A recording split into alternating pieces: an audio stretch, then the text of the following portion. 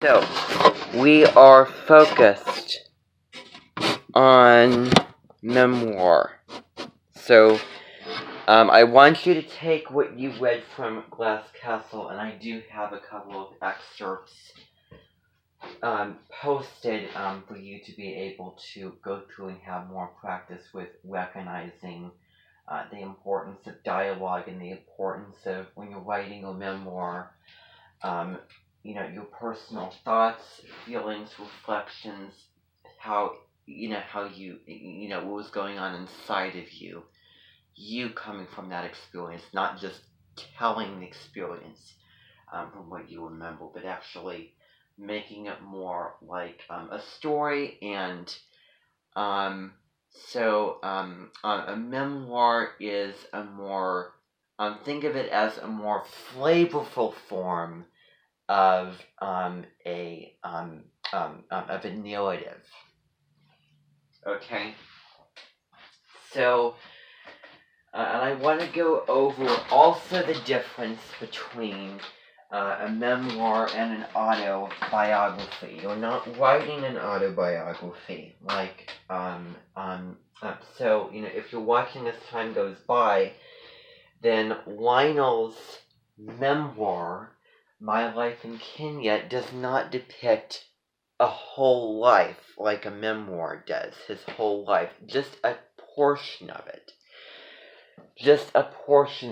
So that is really the difference between the two. Think of it being easier that way to do a memoir rather than an autobiography. So what you were looking at is a time in your life that really changed you, and really impacted you, and it really had a lot of value, and it meant a lot to you.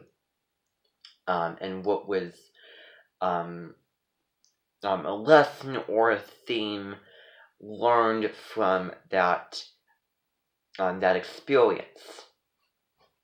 So, painting it vividly. Think of how well written Jeanette Rolls's Glass Castle was, because she was painting it vividly. And, of course you come to me and say, oh, or you email me or you Zoom with me and you say, oh, Lopez Leon, I don't remember exactly what happened. But, here's the thing. You will be allowed to make it up. As long as it's staying with the story, and as long as the reason why you're making it up is not just to make it up because you don't like it. No, I want you need to be true to what it is. But if you can't remember, but you want dialogue and you want there to be, that flavor there, if you know what I'm talking about, that extra, little boost of flavor, that, to put it metaphorically, you can make up dialogue similar, as much as possible, going with, playing into that experience. And this can be difficult because you haven't lived, it's like into your adult lives, like myself. And a lot of you will probably have a hard time coming up with something, but just something that sticks out to you as something good or bad, but something very, very potent, and very memorable,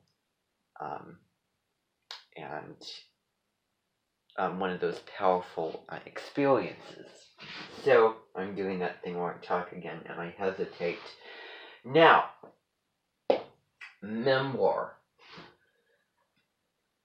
So, think of, just make a list, first of all, of people that have impacted you in your lives that mean a lot to you, at least 5 things, at the very least. So go through and, maybe do that. And you don't have to do it this way, but this is just an idea and outline. And also places that stand out to you, or that really stood out to you, that that mean a lot to you in your lives and are really special to you. So that's one idea. Or you can do something different. You can make a list of certain events, but you don't have to choose all of the events. You can make it as long as you want to. So for me, it would be halfway between the year of 2014 and then into 2015, ending off in the fall of 2015. So a time period in your life is not necessarily your whole childhood. You don't have to do that. Okay, I probably said something like that, but that's just going to be too much. Jeanette Walls did that. We're not going to do that. And you can see how her book really flowed so fast that I found it hard while reading it to really sit down and really get into something, because it moved very quickly when I read it. I discovered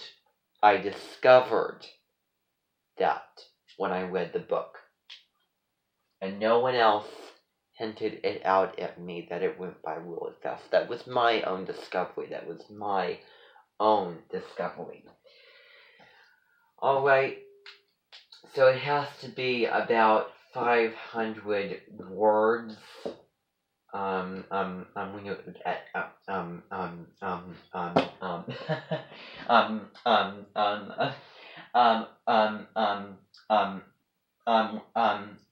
when you're writing it. Okay? So 500 words. Reaching to that limit and maybe going on that limit, but it has to ebb and flow. So, and it's not going to be perfect, so don't expect it to be perfect. You may have to, rearrange things. As long as you're getting it out, as long as you mean it. I can guarantee you that Jeanette Walls had the same thing, where she wanted to get it out and then she changed it because she didn't like it, didn't like this detail at this particular place, or or whatnot. So, and it's really open-ended that way. So, and that's really all I can tell you for now. Now, the instructional videos get into the structure of how it actually is going. And there's kind of a rubric attached to that and everything like that I made. And all the, materials found on there. But that's really all I can tell you. There's really not a whole lot to it. MLA format, Times New Roman, 12-point font, double spaced. And again, it's not an essay, but it's a paper, if you will, and it's a memoir. Okay, so always remember that not only including what happened, but also including your feelings and reflections from it, and your take on it, your take on the experience. And I would recommend starting at a certain place, because it will be difficult for you to go chronologically. Don't try to go chronologically.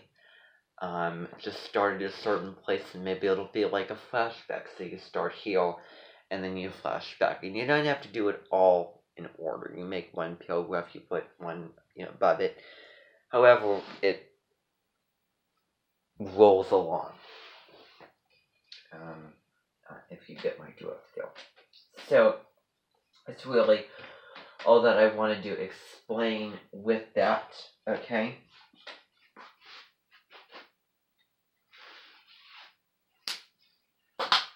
Now,